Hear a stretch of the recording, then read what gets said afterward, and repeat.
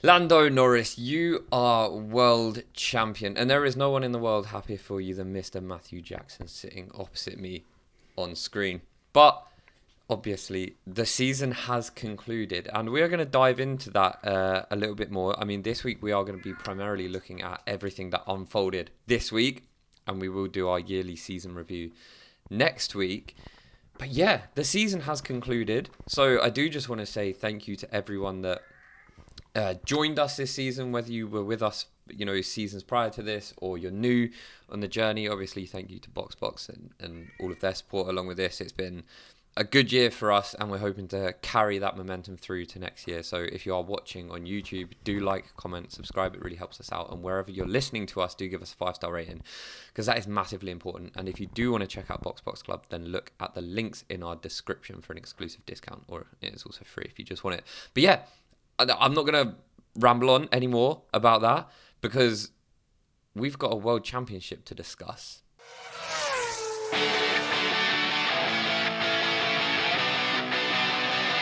Alright guys, welcome along to a brand new podcast. And yeah, like Luke said, congratulations McLaren, congratulations to Lando Norris. And look, I'm going to start the podcast off because for you guys who have listened for a long time, I know what you wanted me to say. I know all this whole Lando agenda thing you've told me I have, but I want to say something, okay? At the beginning of this season, right, I said Oscar Piastri would become a world champion before Lando Norris. Okay. For the majority of that season, that statement was pretty correct. However, I am more than happy to stand corrected. And I have to say congratulations to Lando Norris, a very worthy champion. And I know a lot of you will go, oh, that must be really cutting deep. Not really, okay? Lando Norris, I did not think you had it in you. And you proved me wrong. And, I come on this podcast each week and I give my opinions. And they're always my opinions. Same as Luke gives his. Same as everyone else gives their opinions on drivers. I am pleasantly surprised with how Lando Norris has turned this season around. At one point, Oscar Piastri looked like he was walking away with it. And when you look at the season, all top three drivers had the opportunity to go on and win. They all dropped points. Max in Barcelona with George Russell, Piastri in Baku, Australia, Lando in Canada. All of these drivers dropped points, but Lando Norris was the most consistent. As it always happens, the one with the most points goes on to win the championship. And, come the end of Abu Dhabi, that was Lando Norris. So Lando Norris, congratulations. McLaren, congratulations on a very good season. And yeah, I'm personally glad this era of car is over now. I'm looking forward to 2026. But I have to say, look, when I'm wrong, I'm wrong. Lando Norris is a worthy world champion. Yeah, look, I mean, that is definitely the statement I agree with most out of all of that, is we will be happy to see the back of this era of cars. And it sounds like the drivers will too. I don't know if you heard in the cool down room, even Oscar was saying, I can't remember like verbatim what he said, but it was essentially, thank God this is the end of these. And Max seemed to concur. So a really rotten era of cars, F1 cars, like truly, truly horrific. But look, let's not forget that we did get, at least we got a title fight in at least one of the seasons. And, we had a season concluded in Abu Dhabi. And we did have the rightful champion crowned. And I know that's going to upset a lot of people, because there are a lot of people. I've had loads of messages, by the way. I've had people messaging me, and I've seen it online as well, saying Lando Norris is not a worthy world champion, or Lando Norris is the worst world champion since. I'm not buying it. Okay, look, Lando Norris has just won a world championship up against Max Verstappen and Oscar Piastri, who everyone seems to think is going to be one of those drivers with multiple world championships to his name. And I do get the thing about Lando, because I think you either love Lando or you don't like Lando. He's very Marmite, but I think what we saw after the race is that he's a genuinely good guy. He is someone that has worked his whole life, clearly against a lot of adversity. You know, he came into the sport looking like a spotty teenager, and he looked, you know, like he was never going to fit in. But there was a lot of hype around him, and he's had a lot of pressure because he's stuck by McLaren, and he obviously didn't win a race until fairly recently in the grand scheme of his career. And now he's gone on and won a world championship. That's kind of, for him, that is laughing in the face of all the adversity that he's had to face. And I think, yeah, you know, like you say, Matt, I was with you. I personally didn't think Lando had it in him. That's just an opinion, and it's certainly far from a professional one. But what Lando did show the second half of the season is that actually he does have it inside him to absolutely turn up. I'm not going to lie. I sat down watching the race, and I fully expected Lando to do something where he lost the car and he wasn't going to be able to finish the race. That is just what I had anticipated, because that's the kind of feeling I got from Lando when the pressure is on.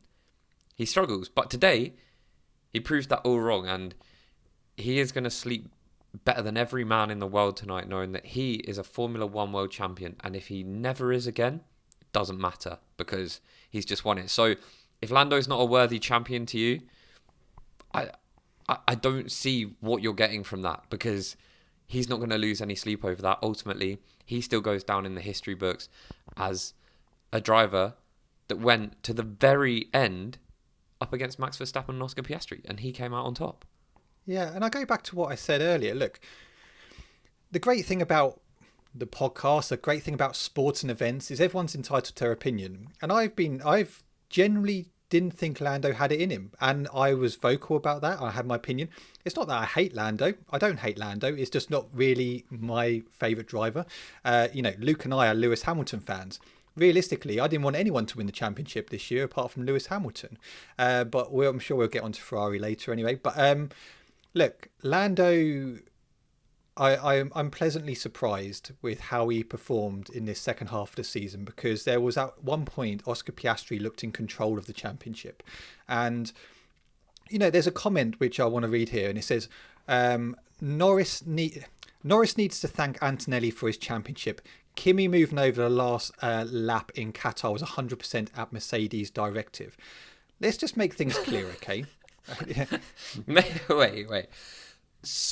Can you believe that person is allowed to like just do normal shit? They're allowed to like drive cars. They're allowed to go out in public on their own. Like, some people exist among us that are just that stupid. And I'm sorry if you're a fan of the podcast, but man, go to school. Stop listening to us and read a book. But let's be realistic, okay? And I go back to kind of what I said earlier on. All three of these, you know, the top three drivers this year, all made errors throughout the season. You know, as I said, you had Oscar Piastri in Australia. You had Oscar Piastri in Baku. You had Oscar Piastri, you know, performance-wise for the second half of the season, not great. You had Lando Norris in Canada. You know, you had Max Verstappen. I've seen a lot of people say, Max Verstappen would be world champion if he didn't decide to take out George Russell in Barcelona. But there's a lot of factors here, because, yes, okay, that may be true. But also you could say, well, you know, McLaren, if they weren't disqualified in Vegas, they would have been further in the championship. There's so many factors for all of these three drivers. The only thing I haven't liked this year is the papaya rules. That, for me, kind of tarnished a bit of a reputation for Lando Norris because of how they treated, and it's not his fault, it's just how the team acted, and I wasn't a fan of that. But Antonelli, just going back to Antonelli last week, under no circumstance did he play a part in this championship. You know, he lost control of the car a bit. Lando Norris went through. Fine, it is what it is. It's racing. But, you know, as I said before, Lando Norris is a worthy world champion. But all three drivers had the opportunity to go on and win this championship this year. It was Lando Norris ultimately who took his chances better and is finishing the season with the most points. I think also, right, the thing about this is that I think where people are coming from on this Lando Norris isn't a worthy world champion, which I just want to like put out there that I unequivocally disagree with. Lando Norris is a worthy world champion. But I think what people are saying by that is that Lando Norris is not on the same level as the champions that we've seen in recent history. You know, Lando Norris is not a Max Verstappen or a Lewis Hamilton or a Sebastian Vettel. I think Nico Rosberg got a lot of credit for his championship because he did it in the same car as Lewis Hamilton, who was regarded the best driver. Not of all time at that point, but he was regarded like the best driver on the grid. You know, the same way we look at Max right now, that's how Lewis was looked at. And I think that's true, but, you know, no one looked at Kimi Räikkönen and said, well, he's not a worthy world champion, or no one looked at Jenson Button and said he's not a worthy world champion. You know, that there are different calibers of driver. I've always said Lando Norris is a very, very good driver. But he's not in the elites, that's fine. But to say he's not a worthy world champion just because you don't think he's as good as Max Verstappen, we've always said you need car and driver. Max didn't have the car for a lot of the season, and granted, when he did, he showed up. But it's a team sport, and ultimately, Lando needed to continue grinding out results, and it was his second half of the season that saved him. And if you want to look at that, you know, people go back to events like Barcelona, or even looking at Lando's first half of the season to be like, oh, well, he's not a worthy world champion. McLaren clearly did something to give it to him. Well, I mean, Oscar had a great first part of the season and then checked out in the second half of the season, and that cost him the championship. So you can't have it both ways. You know, like you say, all three of those drivers have acted, is that the right word? Acted or been in scenarios that have led to them either winning the championship or not winning the championship. And it's an accumulation of all those events. I think, sorry if you can hear like a helicopter going over my house at the moment. Yeah, what was that? That threw me off. I thought it was a tornado. It's like a helicopter, I believe, going over the house right now. I go back to, you know, you and I, Luke, we've said throughout the season, you know, have McLaren done something here to Oscar? You know, we've questioned it, you know, not that we think, we've questioned all throughout the season. And I think, you know, we're right to question that. But I think going back to what you said about why people, I think, question whether Lando is a worthy champion. And I go back to what Luke said. He is a worthy champion. But I think there's certain actions throughout the year that McLaren have done, which has, you know, you look at reactions to Lando's win in Mexico and everything. People were booing him. Do you know what I mean? People were turning on Lando because of how McLaren's played their decision making. And I think when you look back to Monza with, you know, that slow stop, but then Oscar had to give that point back. You know, that was an extra what was that? Couple more points? I can't remember how many points that made. I think it was actually 2 points. 2 points. You know, so we talk about Kimi Antonelli. You know, you could have that swap. That was the 2 points. That was the difference. So there's all these factors that have gone on throughout the season. But look, we are where we are. I stand by it. He's a worthy world champion. And, you know, for you guys who think that I've got a Lando agenda, I really don't. I'm happy for him. But ultimately, I am very, very glad this season is over and getting rid of these cars, because today's race, let's be perfectly honest with you, it was boring. Not much happened. And that's kind of been the story of the season, really. Yeah, I mean, look, I think Martin Brundle summed it up quite well. Like, the race wasn't exciting, but there was tension, and there was a lot of tension through the race, but that tension existed because of the circumstances, not because of the race. The race was poor, and a lot of the races have been poor this season. A lot of the racing has been poor this season. And, you know, through this era of cars, I mean, I think we're all looking at these cars, sticking 2 fingers up to them. You know, goodbye. I'm delighted to see the back of them, and I really, really hope that we are able to see better, closer, more exciting racing next season in the new era of cars, because, you know, we deserve it as fans. The fact that we have endured this generation of cars is quite impressive, and we are owed a reward because they have been truly shocking. The drivers haven't enjoyed driving them. The fans haven't enjoyed watching them. I can't believe we didn't get rid of them sooner. No, I agree. Did you see the Pierre Gasly comment after? I never want to see this car again in my life. Please do never show me this. Pierre Gasly has even more rights than anyone to want to burn these cars, especially this season. I mean, look, it's been a unbelievably rough season for Alpine. So yeah, I'm not surprised Pierre Gasly, he'll probably push it to the junkyard himself. Yeah, exactly. Just finishing on Lando Norris, obviously he drove a very good race today and did exactly what he needed to do. But what was really nice was, like, his mum is class. I don't know if you saw the interviews with his mum after. She is a legend. Like, she is absolutely class. Like, that was really nice to see. And the celebrations after, I know Lando's family was all there, and you know, it must be, it's weird, isn't it? Lando said itself, we will never experience anything like this. You know, it's like a once in a lifetime experience. And trying to put yourself in that shoes and the pressure he must have been under leading up to this week, you know, with the likes of having Max Verstappen next to you. I don't think he was necessarily worried about Oscar, but I think he was quite worried about Max. But having all this family in front of him and going off, and the pressure knowing that this is probably the best opportunity he's going to have to win a title, I thought he handled it very well. And the celebrations after were great. But Zach Brown, like, come on. This man triggers me. This man, look, he seems like he's probably a nice guy. But I think I've witnessed one of the most cringiest moments of F1 today. Lando Norris, is this the championship hotline?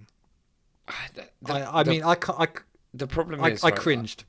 I know we have some American viewership and listenership, but man, you guys make everything so fucking tacky.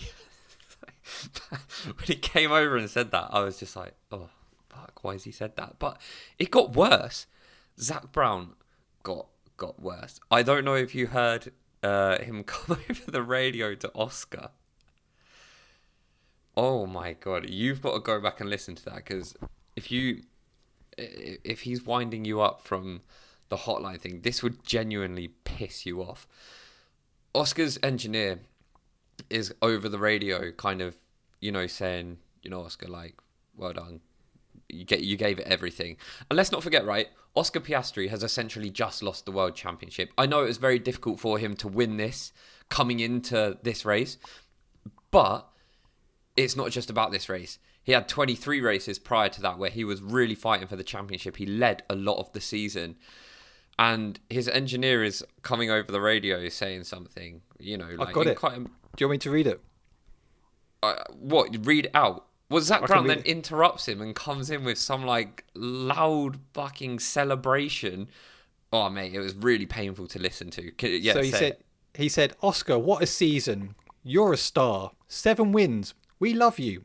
We do it again next year. Thank you, Oscar, for everything you've done. What a year.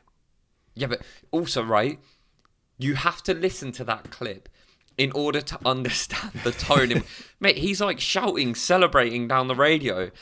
And I was there thinking, fucking hell, man, this guy's just lost a championship. Like, surely have some compassion for the situation. I know you're excited. Lando's just won. But you have 2 drivers, and one of them has just lost the championship. Oh, my God, it was cringeworthy.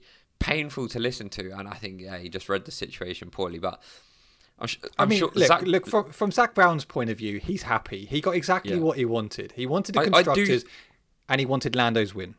I believe Zach Brown is a good guy. By the way, I want to put that out there, but he missed the mark by like a million miles with that message to Oscar.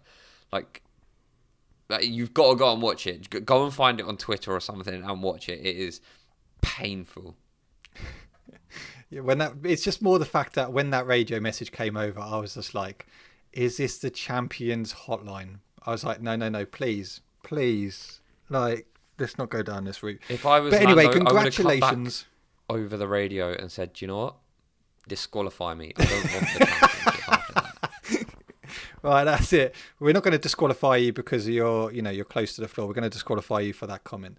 But no, I've just seen something. Apparently, Nico Rosberg criticises Zach Brown for lack of Oscar Piastri empathy. well, we've said that for the majority of the season, haven't we? Yeah, true. I mean, look, I go back to what I've just said. Zach Brown will be delighted. He will be going into this winter break absolutely thrilled that, as I said, they got the Constructors' World Championship very early in the season. But ultimately, he'll be even more delighted that Lando Norris is world champion instead of Oscar Piastri. That part I do believe, and that part I do stand by, because you see that in the celebrations. You've seen that all throughout the year. Zach Brown will be more delighted that Lando Norris is a world champion than Oscar Piastri. And that's why I don't think he has the empathy for Oscar, because he feels like Oscar is the number 2 driver. So he's like, well, it is what it is. That's my personal opinion. Whether you agree or not, do let me know. But Luke, agree or disagree? No, I'm with you 100%. Like, Zach Brown 100% wanted Lando to win this championship more than Oscar. And look, who are we to tell someone who they should want to win the championship more? Like, Exactly. If Zach Brown is in that position, he can choose whatever he wants. But I would just rather him come out and say it. Do you know, like, I'd rather him not be like, oh, well, I'm happy for them to both win. Just firm it. Just be like, yeah, rooting for Lando today. Really, really want him to lift that trophy at the end of the season. I'd respect it. Before we finish on McLaren, can I just... So I was watching it in and out today, and I just want to get clarity on this, because the Oscar Piastri strategy today seemed a bit off in my eyes, because he started on hards, Lando was on mediums. I felt like they left it until the point where he had nowhere to go. Like, his only option was either finishing P2 or P3. He was never really going to win that race, was he? Because once they pitted Max was closing down Oscar really nicely on those hards. And it got to a point where he was basically like 4 seconds behind. Lando was 6 seconds behind Max. And realistically, Oscar, with 20 laps to go, would have had a hell of a lot of work to do, wouldn't he? Yeah, I mean, I think the strategy was... oh, shit, we forgot to pit Oscar. Like, I think that's what it seemed like. They just left him out. And it was so... This is where F1 really, really confuses me sometimes, right? Because this isn't specific to McLaren. This happens across the board in all the teams. Why, sometimes, as fans, are we able to sit there and with zero data other than like the timing screen or that they show on Sky Sports? Why are we able to sit there and be like, that's a bad idea? With like 100% certainty, right? We're able to do that, yet they've got everything. On the pit wall, they know what the tyre smells like. And then they are able to make like what I consider a catastrophic error that almost even cost Oscar like P2. I just think, and I know it was difficult for them because he started on the alternate strategy, but they left him out way too long, to the point where he needed 1.5 seconds a lap on Max Verstappen if he was even going to be within, overtaking distance, let alone being in front of him. So yeah, I don't know, it's kind of what's the saying, water under the bridge. It doesn't matter because he wasn't going to win the championship anyway, but it was kind of like, did you just forget about him? It did seem like that. Well, just finishing off, McLaren, well done. Champions, fantastic. First drivers' champions since Lewis Hamilton, 2007? Mm-hmm. No, 8? 2007. 2008. So congratulations to them. Should have been big achievement. Sorry? Should have been, yeah. He should have won it. fantastic achievement for the team. And yeah, like Lando's going to be celebrating tonight. He's going to be celebrating tonight. Right, where should we go? Let's go to Red Bull, because look, Max Verstappen. Go back to 2021. I couldn't stand the guy. All right, coming to 2022, I still couldn't stand the guy. However, what we've seen from Max Verstappen this year was nothing short of impressive. If he had gone on and won today, that would have easily been his best championship. He finished his season 2 points behind Lando Norris. And when you go back to the Dutch Grand Prix, he finished there 104 points behind. He's won the last 3 races. Like, this guy is phenomenal. And I truly believe he is up there with one of the greats already. I do believe that. And not just because of his titles, but I think his driving style, his passion, he never looks flustered. He controlled that race comfortably today, and when he got pole position yesterday, he's one of the drivers in a long time where I've gone, he's not going to lose that off the line, and he just doesn't. Max Verstappen is a truly class act, and you even heard on his radio messages after, look, I'm not disappointed, I'm proud of what we've achieved in the second half of the season. He's maturing, and like, I can't speak highly enough of Max Verstappen. And if you spoke to me a few years ago, it would be a very different conversation. Yeah, look, I don't want to go to dinner with Max Verstappen, but hang on. You're telling me if Max said, "Luke, do you fancy going for dinner?" you would say no. On one condition, Max. Was Abu Dhabi 2021 fucked up? And if he says no, I say, well, dinner for one then, mate. See you later. If he says yeah, I'll sit down. I've got something to talk. I got a point to talk about on that a little bit later, but we'll go through the race first. Yeah, look, Max Verstappen easily goes down in. We've had this discussion so many times, and this would have been, arguably his. Who would have thought he could have a better season than 2021? But had he have won the championship, it would have been, one of the best championship wins we've seen. But yeah, Max. Do you mean 2021 or 2023? No, 2021. 2023 was easy. Okay, 2023 was super impressive because how much he dominated that season. But I think a championship looks truly impressive when you do have competition and you really have to, dig deep and go to those extreme levels to raise the bar to be able to win a championship. And, we saw Max do that in 2021 contentiously. And we've seen him do it this season. In 2023, Max was outstanding. I'm not taking anything away from him, but it was a bit of a walk in the park, that championship. And I know, you needed Max in that car to make it look that easy. But, yeah, I think this would have been far more impressive. But for the best part of the season, he wasn't even thinking about winning the championship. Like you say, 104 points off in Zandvoort. He's not sitting there thinking, well, the fight is still on, especially when McLaren were looking that strong. So he got to Abu Dhabi probably thinking, how have I ended up here? This is mental.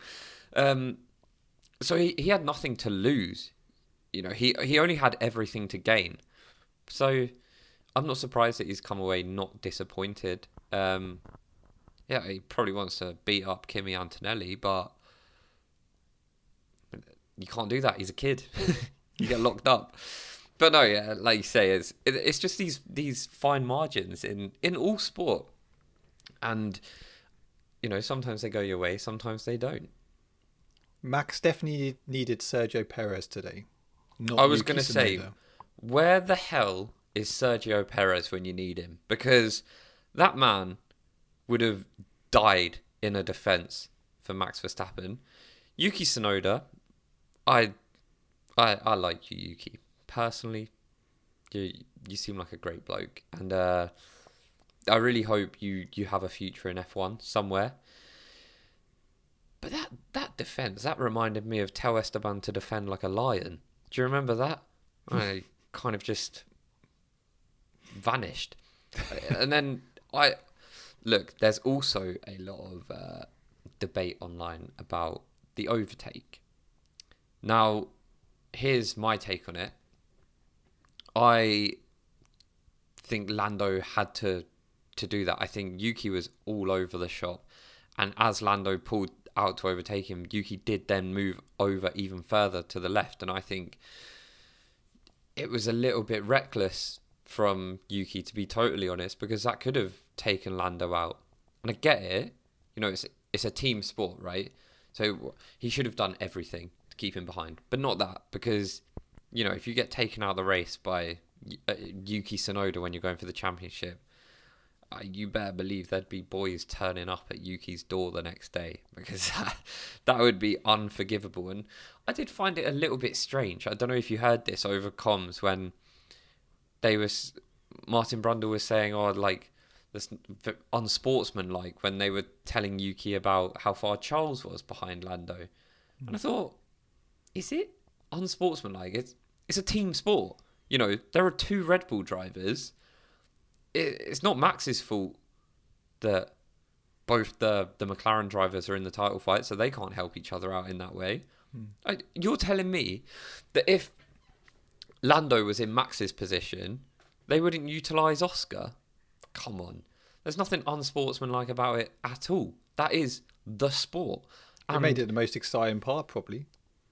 Yeah, I wish Yuki was able to hold him up, get into Sector 3 and really back him up. That would have made it exciting. And in my opinion, nothing wrong with that at all. So, yeah, I did find that a little bit strange because, even if you go back to 2021, everyone was raving about it. Sergio Perez in his defence, even we said, that ultimately won Max the title because he wouldn't have had that gap. The gap would have been far bigger had Lewis have not been held up. So, yeah, I really didn't get that. But Yuki Tsunoda is waving goodbye to Red Bull. We obviously know that Isaac Hadjar is now getting that seat. And I think Red Bull, if they've got a car next season, are looking incredibly dangerous. No, I agree. Just finishing off on Red Bull, Max, he'll definitely be back next year. I have no doubt, fighting for a championship. One thing I forgot to say, just going back to McLaren, sorry. Can we just say a bit of a shout out for that Oscar Piastri overtake on Lando on lap 1? Yeah, beautiful. Very nice. On the hard tyre as well. Very nice. But that goes back to what I said about these tyres, these Pirelli tyres. Those hard tyres are meant to be the slower tyres, but he was pulling away from Lando. It just makes no sense. None of these tyres make any sense. I don't get it anymore. No. I really don't. Ferrari. I mean, they've been nowhere pretty much all season. But Charles Leclerc, P4. At one point, I thought he was going to come into contention to actually play a part to whether Lando was actually going to win the title. But Lando had that pretty much covered. Leclerc did a very good job today, P4. Lewis Hamilton ended up finishing P8, especially after the disastrous Q1 exit yesterday. From a Ferrari point of view, we're thoroughly happy this season is over. Oh, yeah. Absolutely. I think Ferrari fans will be one of the most happy that this season is over. 3 Q1 exits in a row for Lewis Hamilton. That's never been done by a Ferrari driver before. I also don't think many Ferrari drivers have had to deal with this piece of junk. But, not excusing it completely. It's also his first season in 19 seasons without a podium. But he did finish the championship in the top 6 like he has done every single year in his career. But the Lewis Hamilton situation is a real strange one, and I don't know if you listened to any of the radio between him and Riccardo Adami today, but it was tension. It was heated. Lewis was not very happy, and I think we really saw his frustrations come out today. So, for example, he got told that he had a second strike for track limits, and he was like, shit, man. He was like, tell me when I have one. He was like, where was it? So he then also, I don't know if you heard him getting annoyed at him, where Lewis was reporting everyone that was going off, and then Lewis says, Behrman off at turn 1. Adami comes back, okay, reporting. Lewis says, no need to confirm, man, I'm just telling you. Adami then comes back saying, understood. Lewis then comes back saying, stop confirming. If you listen to the radio, Lewis is not happy. There's also another situation earlier in the race where he says, Adami comes over and says, racing Bortoletto ahead. Lewis says, stop telling me I'm racing people. I know I'm racing him, man. Just leave me to it. I'm racing everyone ahead of me. And then at the end of the race, this is where I don't know whether I'm reading too much into this. Lewis came over and said, long season, guys. Thank you for your kindness. I'm grateful for all the hard work. I'll always fight for you guys. Always. That's it. And then no response. He comes over and says, did you get that message? The one time you don't reply. And then Adami came over and said, yeah, we got it. Sorry, we were talking. Thank you very much. It was awesome working with you. Grazie mille. So the one piece that I took from that was Adami came over and said, it was awesome working with you. It was awesome working. Not, it is awesome working with you. It was. I don't believe Lewis Hamilton is going anywhere. That's my firm belief. But he has come out openly this weekend and said that big changes need to be made at Ferrari. Personnel, everything. Big changes need to be made. And, you know, I will be surprised if we see Adami as Lewis's engineer next season. I think it's interesting. I don't know if you saw the piece yesterday before qualifying where Ted Kravitz was delving into, I think it was Ted Kravitz, was delving into Lewis Hamilton's first season at Ferrari and delving into the fact, obviously, you know, this was a massive move. This was meant to be the start of something amazing with Ferrari, and it's turned out to be a nightmare. But a lot of the talk was about the relationship between him and Adami, and the fact that actually there just isn't a relationship where you get that with like sort of Bono. You look at a relationship between even, you know, Kimi and Bono this year. Even they've got a better relationship. They seem to be working in sync now, knowing how they want to work. But it just doesn't seem to be any of that with Adami and Lewis, and that is a real frustrating because you need to have that. Championships and wins come from good communication. You've seen that with GP and Max. You see that with Bono and Lewis in the past. You've seen that with Ross Brawn and Michael Schumacher. All of the championships in the past come from good communication with their engineer, and there just is a lack of communication, and it just seems like they're just annoying each other. It's like you know, a couple have broken up, but they're still having to live in the same house together, and they're having to communicate. Do you want a cup of tea? Just stop talking to me. I don't want to speak to you. Do you know what I mean? Like, it's just that frustration. Yeah, there is what appears to be just a complete lack of chemistry, understanding. Like you say, you look at other relationships, you know, Lando and Will Joseph, and I know they've worked together a lot longer, right? I get that. But there does just seem to be nothing. Like also, over a season, you would have seen some sort of development, and you haven't. I think that's the thing, isn't it? There's been 24 races. I can understand if we're 6 races in and we're still going like that, but we're 24 races in and there's still nothing. So something needs to change, and Lewis needs to find that person who he has that confidence in, that he can work with. So yeah, it's been a difficult season for Ferrari, and it's been a difficult. There is obviously lots of talk about it being Luca Diella. No. Who, interestingly, from Seaford. Really? Yeah. Lewis took him to Ferrari with him from Mercedes, and he is like one below Riccardo Adami. Something needs to change anyway. Whoever comes in, Lewis has got to feel comfortable with.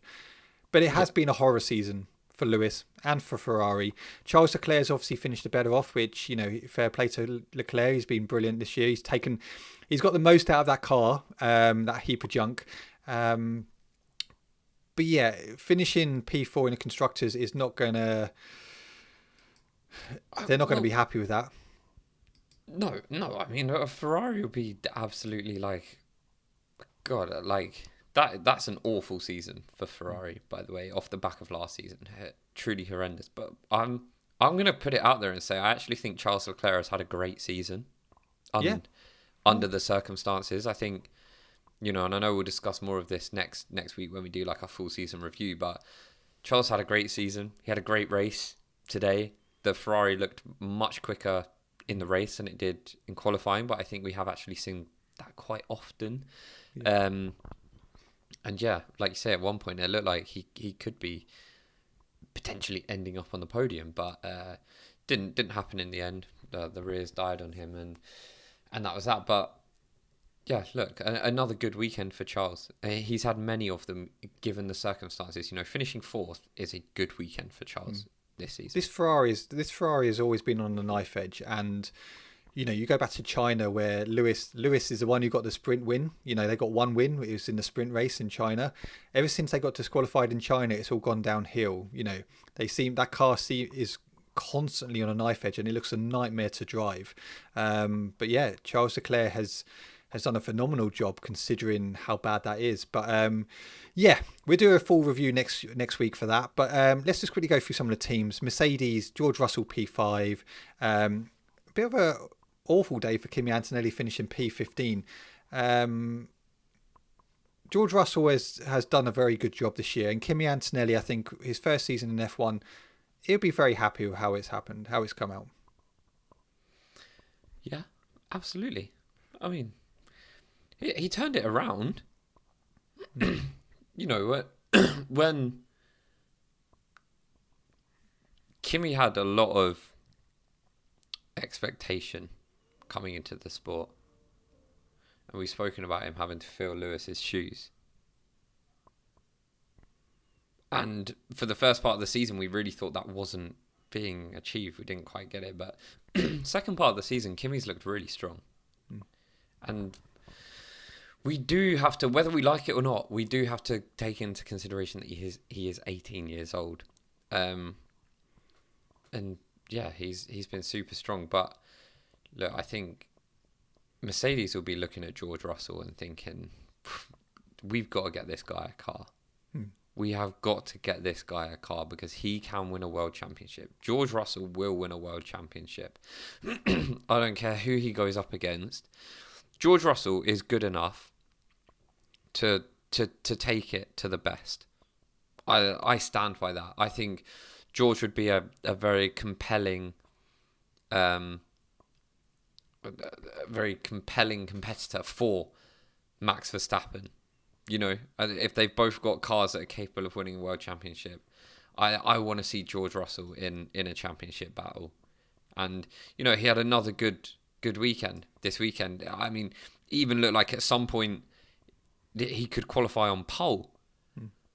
And that Mercedes have not really nailed this ground effect era. You won't even believe this. Do you want to hear the craziest Mercedes fact of this era of car? Do you know what the most successful Mercedes car was in this era? It was the W12. That was in the last era. It was the W13. W13. That's what I meant. No side pods, and it was their most successful car. So, funnily enough, they actually started the regulations off the best. It's weird because it doesn't seem like that. I feel like Mercedes have got better, but the stats don't lie. So, George Russell came into the team at a really, really unlucky time. But I think, based on the rumours, we're going to see Mercedes looking pretty tough next year. So I'm looking forward to George Russell being in a title battle. Yeah, no, I agree. Aston Martin, Fernando Alonso, nice little P6 today. Lance Stroll, a P10. That's 9 points for the team. Very impressive weekend for both Aston Martin. Obviously heading into the new era with Adrian Newey as team principal. It's a good way to end the season. Esteban Ocon, P7 for Haas. Ollie Behrman, P12. Good end of the season for Esteban Ocon. I have to rate Haas social media team, because I don't know if you saw, they posted a picture of him on Thursday, I think. We'll let you, or something about, we'll let you race this year or something, basically having a dig at Alpine from last year, because obviously they replaced him with Jack Doohan, which I thought was actually very funny. So well done to the Haas team. Haas I think will be relatively happy with how this season has gone, considering how at the start of this ground effect era they were in a very bad place. So I think how they've ended it, they started it with Gunther Steiner, finishing it without, but Io Komatsu, I think he's done a fantastic job there. Yeah, Haas are a team that Haas are always going to struggle to fight at the front. The way F1 works is it's very unlikely that you're ever going to see a Haas at the front in this modern era. I know there's cost caps and stuff, but there's also money through investment into staff, and the best guys want to be at the best teams, and that means if you're an engineer, you don't think, oh, one day I want to work at Haas. You think, one day I want to be at Mercedes, I want to be at Ferrari, Red Bull, McLaren. Like that's what you think, and that's fine, because that's how it works in most things in life. But Haas will be really impressed with themselves this season, and they should be, right? Everyone loved Gunther Steiner, and they could not believe that he was let go. But Io Komatsu's done a brilliant job with this team, and Ollie Behrman has come in and he broke the record for most consecutive points positions in races as a very young man, and that came from the both of them. That came from the team providing him with a car that was actually capable to pick up those points when they were in a position to be able to do so. And Ollie Behrman was the driver that brought the best out of that car for the majority of the season. Well, I guess at least the second half of the season. So Haas will be looking forward to next year, I'd imagine, because they have had an impressive season. And hopefully they're able to translate that into the new regulations, and we're able to see Ollie Behrman and Esteban Ocon fighting for points way more often. No, I agree. Talking about impressive seasons, Sauber, last race today as Sauber before they go in as Audi. Hulkenberg P9, Bortoleto P11. Both drivers have been very, very impressive this year. We always knew Nico Hulkenberg would go there and do well. Didn't expect him to do as well, because getting a podium in Silverstone. Bortoleto has just grown throughout the season, and it's been honestly great to see. But yeah, Sauber, again, another team who'll be looking forward to their new challenge next year with two competitive drivers. It's exciting times, isn't it, heading into the Audi era? Yeah. I mean, look, you've got two very good drivers, and Gabriel Bortoleto started the season slow but consistent. I mean, we spoke about him earlier on in the season, saying he's not causing damage. He's not picking up points. It took him a while to pick up points, but then they finally started coming in. Yeah, look, Nico Hulkenberg has been the standout at Sauber. That doesn't take a genius to work out. Nico Hulkenberg has had a very, I'd say, an unbelievable season, to be honest. I think, he's kind of gone under the radar a little bit, but we all know he got his podium, Silverstone, his first ever podium. That was in a Sauber. Crazy, by the way. And he's gone on to get 51 points. He was just five shy of Fernando Alonso in an Aston Martin, which, should be far better.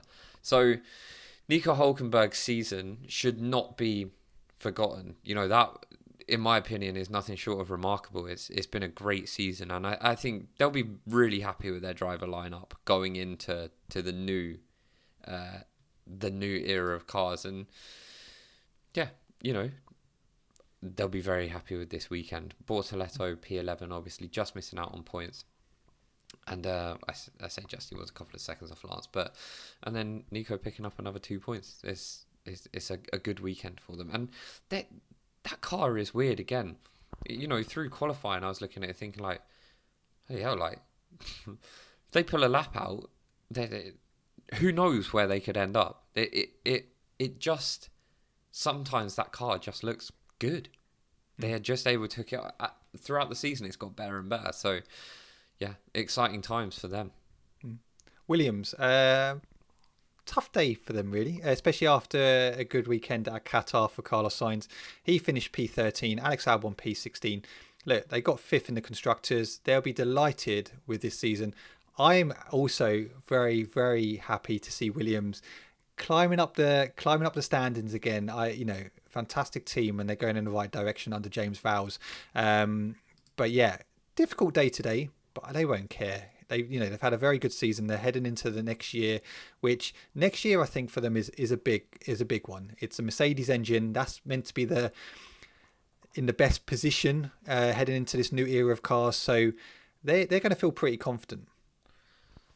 Yeah, I mean, they got a solid driver lineup. I mean, Alex Albon has kind of checked out the second half of the season, but I think they'll be very happy. I mean, look, I think Carlos Sainz is evidently going to be their most important driver. And everyone said that before the season started, and then obviously it took Carlos a little bit of time to get into the swing of things. Alex Albon was looking stronger, and I know Alex finished ahead of him on points, but Carlos Sainz, this second half of the season, has shown why he was a driver at Ferrari. He has looked very impressive, and the way this season has gone for Williams, they will be over the moon with it. They won't care about today. You always want to end the season on a high, but the fact that they didn't finish in the points, they're not going to be like, right, party's cancelled, we're not going out tonight, everyone back to the hotel room, curfew at 9.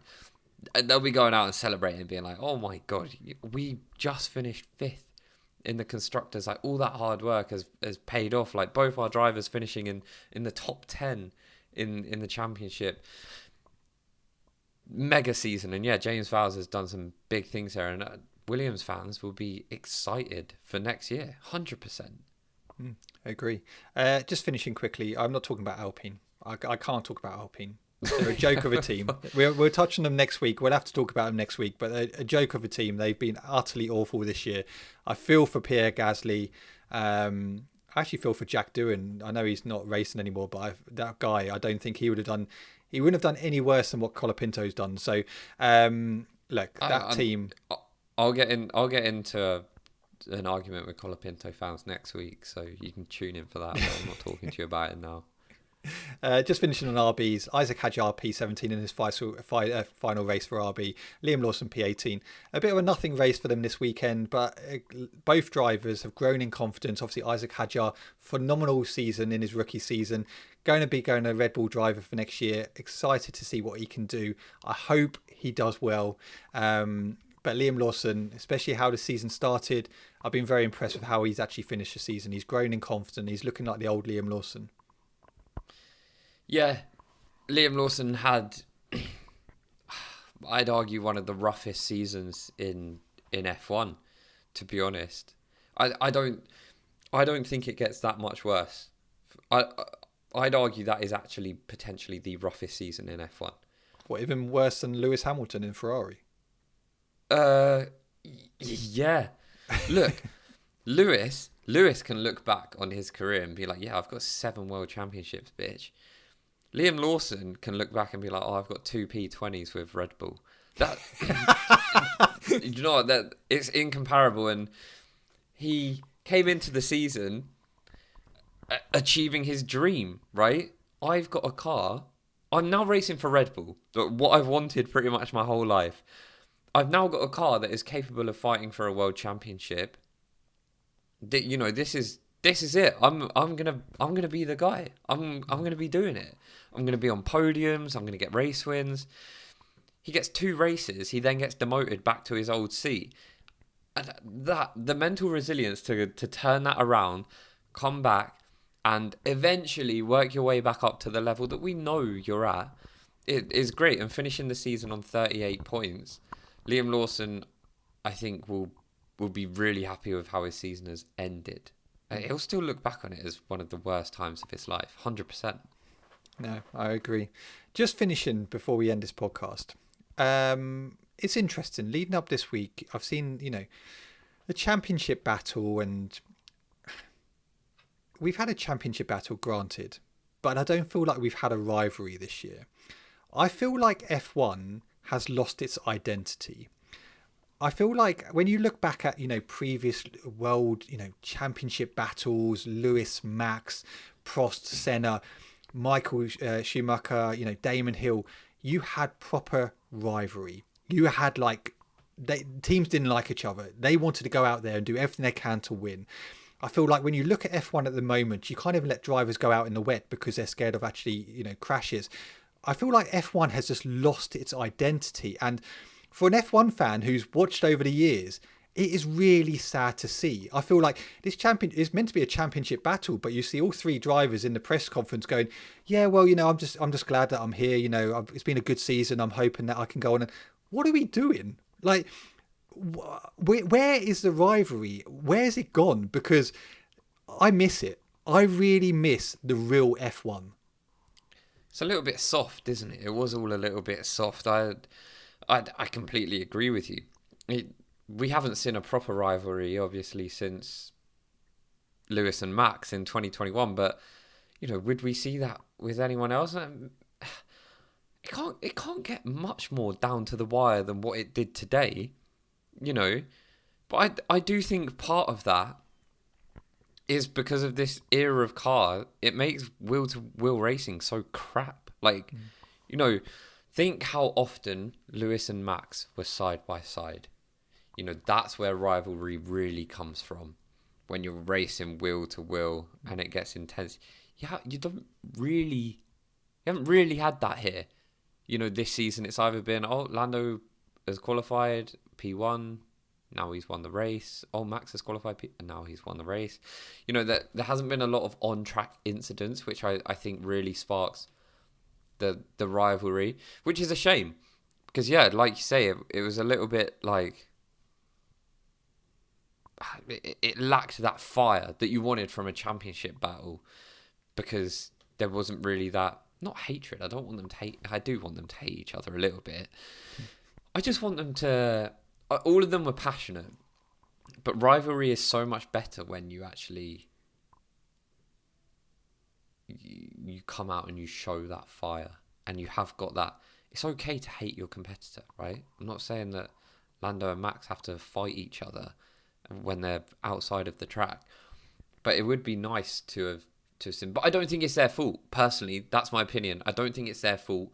I think it's the fault of these cars and not really entitling us to any on-track battles where those emotions really get heated up and stirred up. If Max and Lewis never met on track, that rivalry would have been nowhere near as intense.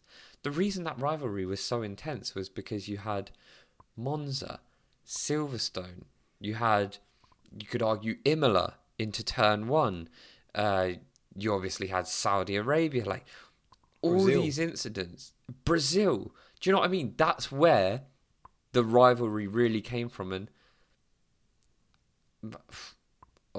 honestly, I don't remember this. When did Austria happen, that crash between Max and Lando? I think that was last season. That was 24, because Max got taken out by Kimi this year. Yeah, so do you know what I mean? Oh God, Kimi's got a lot to apologise for. Yeah, I don't know. I just feel like we've lost a real identity of what F1 is about. It's meant to be the pinnacle of motorsport, and drivers aren't even allowed to go out in the wet. Do you know what I mean? They're not even allowed to go out and race, and that's what we want to see as fans. I don't want anyone to injure themselves. I don't want that at all. And I understand all health and safety and that, but I just want to see racing. They're the 20 best drivers in the world. Let them go out there and race. What's the point of having wet tyres? That's what I feel like we've lost this year. I just feel like we've lost the true identity of F1. Yeah, it's just a bit... Yeah, do let me know whether you agree or not. But guys, that is the end of the podcast. Luke, you said you had one thing to talk about. I did. You know what happens. We get to Abu Dhabi. We have to talk about 2021. Have you not moved on yet? No, and I never will. Toto Wolff came out this weekend and said, we haven't got over Abu Dhabi 2021. You know, have you got over Abu Dhabi 2021? Because Toto has said he hasn't. He's also said that Lewis thinks about it every day. He said, I talked to Lewis about it yesterday. I think about it every day, and so does he. He then went on to discuss... he was asked whether he had this conversation with Christian Horner. So this is what was said. This is a question to him. Have you ever had a conversation with Christian in which he admitted that what happened in Abu Dhabi 21 was wrong? Toto came back and said, never. He was never able to admit it. I tried to look at it from the other side and from their point of view. They deserve to be world champions, which, by the way, is absolutely true. We've always said that. They had some incidents that were unfair on them throughout the season, and the outcome of that race is a fair representation of performance levels during the season. Absolutely. But Christian was never able to admit the same. That if it was the other way round and had happened to them on that day, it would have been catastrophic. And he would have come up with all kinds of insults. And I think that the ability to be introspective or be able to see the other side with some compassion is a total gap in his personality. It's the sense of entitlement that he had, and that bit him in the end because he felt so entitled to all the power, and even Red Bull didn't want to give him that power. So I think that's absolutely true. I still, to this day, cannot believe no one has ever come out and... I don't even feel like any of the drivers, other than George Russell, have genuinely come out and said what happened was wrong. Like, it was just categorically wrong. You know, none of the team principals. Zach Brown has, I think, alluded to it sometimes, but that was primarily to get at Christian, I think, when they were having, battles. I don't think anyone has ever come out with like the greatest intentions to be like, do you know what happened in Abu Dhabi was wrong. You know, Lewis has never had that support from all the drivers or any of the team principals or anyone in the sport publicly, and he's been left alone to fight this. And you know, now we hear he's thinking about it every day. To be honest, when I read that comment, I sat there and thought, do you know what? I think I actually might think about it at least once a day. Yeah. I was trying to think of a day where I hadn't thought about it, and I was like, nah, I'm like 95% sure it crosses my mind at least once every single day. So think what it's doing to him. But it was that where I think Toto kind of nailed it. But I do believe he's also guilty in this. I do not believe anyone in the sport, anyone that is important within the sport, has ever come out and truly stood up for Lewis on what happened that day. No, I agree. You know, ultimately, Massey lost his job because of that, which to me highlights. But they couldn't even admit that that's why he lost his job. That's not the but this official is reason what I mean. that he lost his job. We all know that's why he lost his job. We know it was wrong. We know that he manipulated the rules to actually benefit Max Verstappen and Red Bull. Not Max Verstappen's fault in any sense, but we know it was rigged. So, like, yeah, I'm with you. And I know a lot of people say, God, get over it. I don't think I can ever get over it. Every day, and I'm probably with you. I probably think about it probably once or twice a week. It crosses my mind. And I'm like, that annoys me. My dad likes to bring it up every now and then to try and annoy me. It does a bit, but it would. But yeah. I think I stand by this. Any F1 fan that is like, get over it, you are a disgrace to the sport as well. Because what happened that night is disgraceful, and I can't believe that Lewis was left to walk alone in all of this. No one, like I say, other than George Russell, I think George Russell is genuinely the only driver that has ever spoken about it being like outrageous what happened. I just think it's, you know, it's a disgrace, and everyone involved should hang their heads in shame. I agree. Right, guys, that is the end of the podcast. Lando Norris is the 2025 World Champion. Congratulations to him. Congratulations to McLaren. We'll be back next week doing a season review, talking about each team, talking about each driver, giving our views on the season, which is finally over. And we can look forward to the winter break and the start of the new era in March in 2026. So I'm excited for that. Is it March? It is March, isn't it? It starts again. 91 days or something, 93 days, something like that. So yeah, we'll be back next week. And thank you for listening. Thank you for watching. And we shall see you soon. Bye-bye.